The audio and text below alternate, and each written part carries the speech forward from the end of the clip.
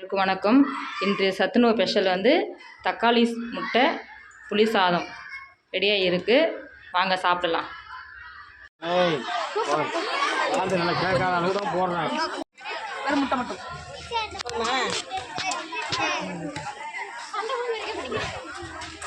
பசங்க தக்காளி சாதம் புளி சாதம் தக்காளி முட்டை அதிகமாக சாப்பிட்றாங்க. புளி சாதம் தக்காளி முட்டை யூடியூப்ல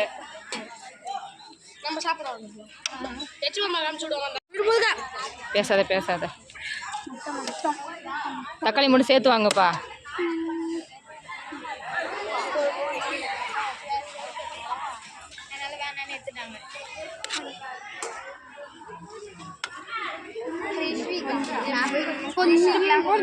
போக மாட்டோம்.